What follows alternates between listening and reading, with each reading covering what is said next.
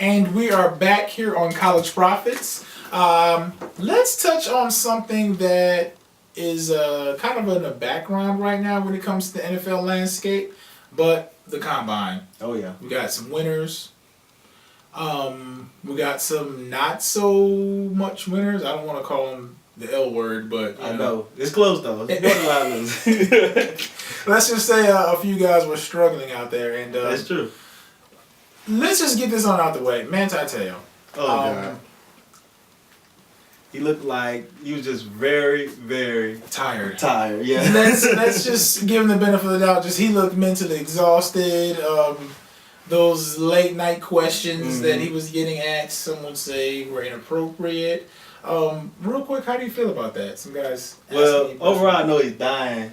He just can't wait till his pro day comes so he can run like a tremendously better time. But I feel like the pressure got to him totally. I mean, this is the time where he needed to shine, and he just faltered a little bit. It did, I mean, to not knock him a whole lot, it did seem like he answered a lot of the questions pretty well. He handled that part pretty well. Forthright. He was ready. Didn't stutter. I mean, was clear, concise, straight to the point. The reporters and journalists that were there, he actually looked them straight forward in the eye and gave them answers, which I think he did a good job. Yeah, I think so.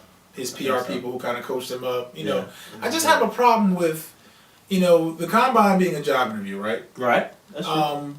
Any job interview I've been on, I'm pretty sure everyone's been on maybe a job interview or two.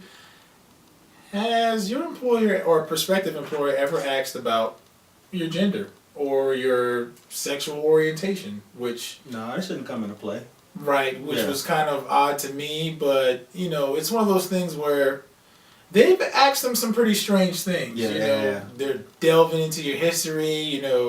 Why did you throw that crayon at your second grade teacher? Yeah. Things like that. Why do you eat certain foods you eat before you go to sleep? It's weird, crazy. Yeah, just a bunch of mind games. And he should have just separated the mind games from the field play. Should have went out there, ran better, did a lot better in the agility workouts, and performed a lot better. Right, but I guess this is sort of like putting you under the microscope. You can see what type of scrutiny these guys are under on a constant basis. I mean, if he goes to one of these large markets, New York, Los Angeles, even in Florida. Cowboys. Dallas. I mean, America's team, you're under the microscope, especially with some of the things they've been having going on off the field there. Right.